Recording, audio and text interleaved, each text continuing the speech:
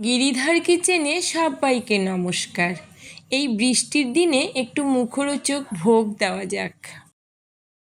প্রথমে পটল আর আলু ডুমো করে কেটে নিলাম, আর ক্যাপসিকামও সাইজ মতো কেটে রাখলাম। এইদিকে কড়া গরম করে একটু তেল দিয়ে আলুগুলো দিয়ে একটু নাড়াচাড়া করেই পটলগুলো দিয়ে দিলাম। এখন ভালো করে রং চেঞ্জ হওয়া অবধি ভেজে নেব। আমি এদিকে দেখাতে ভুলেই গেছি, আন্দাজ মতো নুন আর হলুদ দিয়ে দিয়েছিলাম।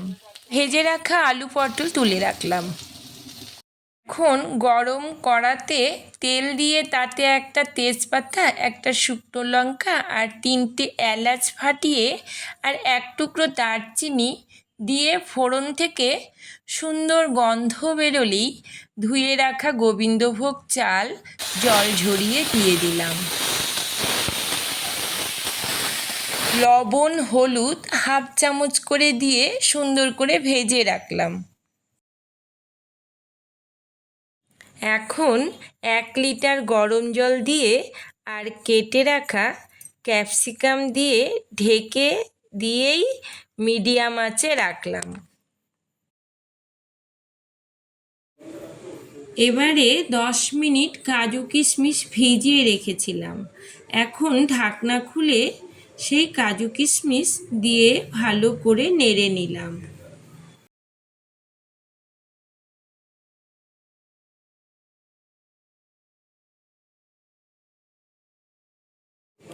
এবারে ভেজে রাখা পটল আলুও দিয়ে দিলাম। আদা লঙ্কা গোলমরিচ বাটা 1 কাপ চিনি দিয়ে সুন্দর করে 2 মিনিট নাড়াচাড়া করে নিয়ে শেষে ঘি হাফ কাপ আর 1 চামচ এলাচ গুঁড়ো দিয়েই রেডি হয়ে গেল ঝরঝরে পটল পোলাও বা চাল পটল। বন্ধুরা, সাধারণভাবে ঘরোয়া পদ্ধতিতে বানিয়ে আমায় কমেন্টে জানিও।